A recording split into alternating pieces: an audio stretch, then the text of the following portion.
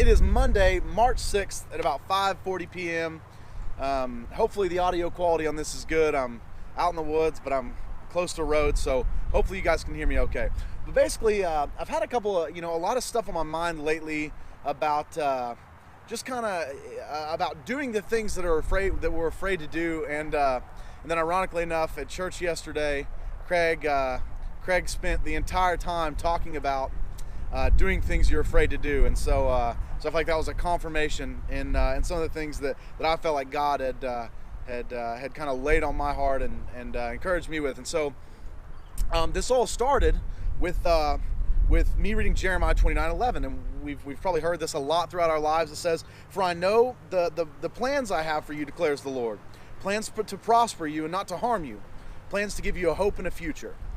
So that sounds great. I mean, that's pretty exciting that we know that God has a plan for us, and that it's for for us to prosper and all that. That's great, man. That's exciting stuff, right?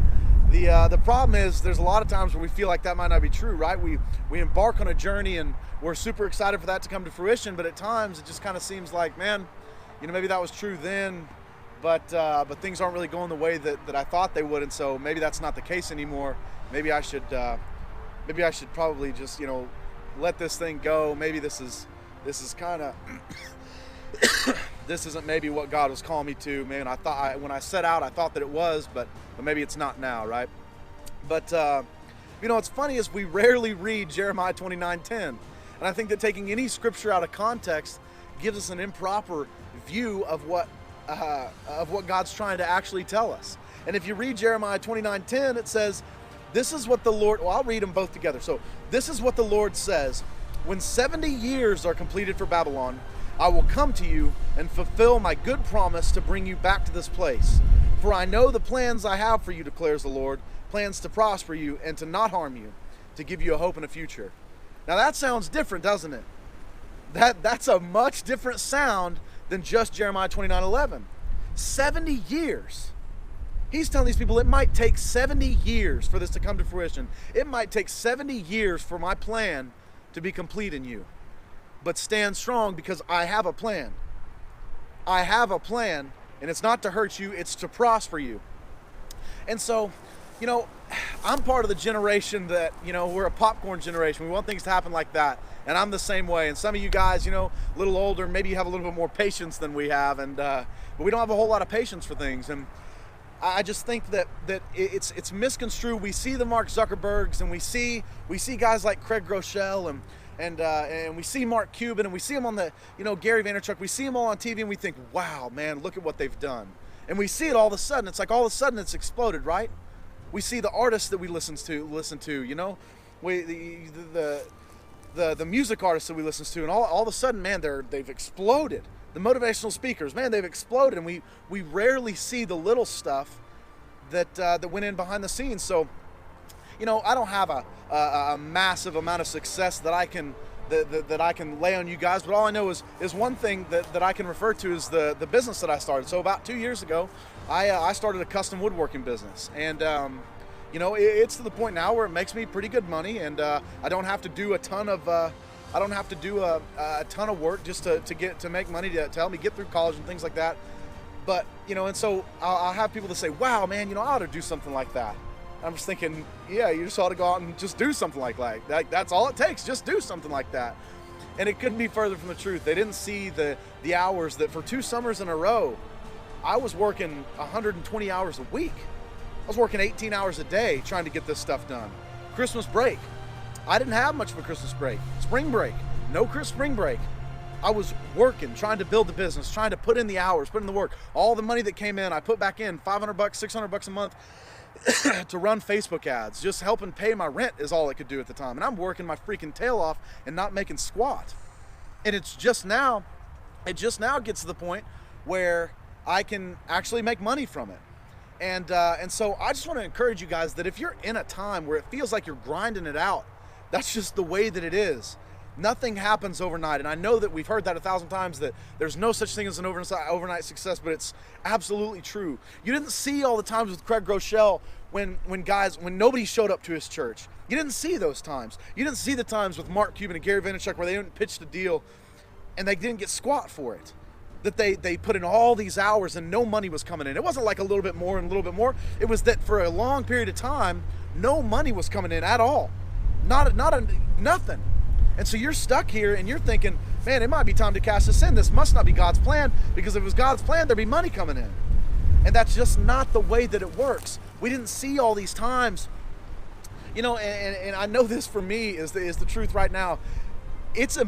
For me, it's tough sometimes, because I'll put out these videos and you don't think it's a little awkward and a little embarrassing that I spend, 20, 30 minutes making the video, all the time planning the video, an hour and a half editing the video, and then I put it out there and I get 11 views. Like, yeah, that sucks at times. It's a little embarrassing to think, man, only 11 people want to watch this. I probably don't have anything that anybody wants to hear. I probably don't have to say anything to say that people want to listen to. But I know for a fact that in my past that all these baby steps have led up to this. And so this is just another thing that I know that God has called me to, and I'm going to keep doing it regardless of whether it blows up or not. I know that God is using this to make an impact. And so all these things, man, it takes a lot of time. And we end up, Christine Kane once said, instead of doing something, we end up doing nothing instead of the one thing that could do something. I'm sorry. She said, because we can't do everything, we end up doing nothing instead of the one thing that can do something. And how often is that true? Because we can't see the entire plan laid out for us, because we can't see the whole thing coming to fruition, we don't start. The one step at a time, that over time, God starts to use these things. And so over time, God starts to make a difference. And it wasn't that you weren't making a difference when you began. God doesn't just use the stuff that we're doing once we blow up. God is using the stuff in the beginning. But because our egos are involved and we feel like nobody's listening, then we forget that. We let people tell us what we're worth instead of what God thinks we're worth. We end up spending all of our time wondering what people think instead of what God thinks. And so, man, if you're in a season where you think that what you're doing is not significant, man, keep hashing it out. Don't forget the things that God told you. Don't forget the vision that He had in your life and in your mind for the ministry that He's doing. I go speak at FCAs all the time, and there's 6, 7 kids there. Does that mean that God is not using it? Absolutely not. Now, does my ego want 50 or 100 or 1,000? Absolutely. But you don't get to do that without doing this. You don't get to do the big stuff until you've first done the little stuff. There's no overnight successes. We've heard it 100 times. How many times did Thomas Edison fail a light bulb? How many times? You don't get to have the big thing without all the little things, because all the little things develop you and grow you and establish you as a person. And all of that is now producing in you the things that you need to be successful. And so that we decide that being successful means that we're ministering to 100,000 people a weekend or whatever, and it's just not true. It's just not true. You're being successful if you're doing what God tells you to do today. So if you're doing what God's telling you to do today, don't get discouraged that it's not what you'd like. Because first of all, what we like isn't necessarily what God likes, but if you're faithfully following God, He's going to use you in a big way. That's going to happen. But it can't happen right now. You've got to start. You don't get to have the massive audiences at first. All we see are Jefferson Bethke with, however many hundreds of thousands of followers that he has. All we see is Clayton Jennings with all this stuff. We don't see in the beginning when he was just faithfully serving God in the little videos that he made, or where he was speaking at little places and then he was just faithful. All of this, you've got to be faithful in the little in order for God to bless you with much. We don't get to skip the development stage. We don't get to skip the hard stuff. You've got to go through a bunch of crap in order to get through the fun stuff, get to the fun stuff. It doesn't happen overnight. It doesn't happen instantly. And I know that for my business, and I know that in my ministry.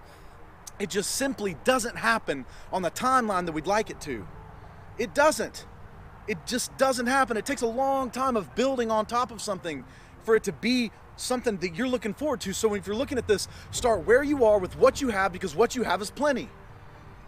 What you have is plenty. Jump out there. Risk what you would consider failure. Risk what you'd consider embarrassment.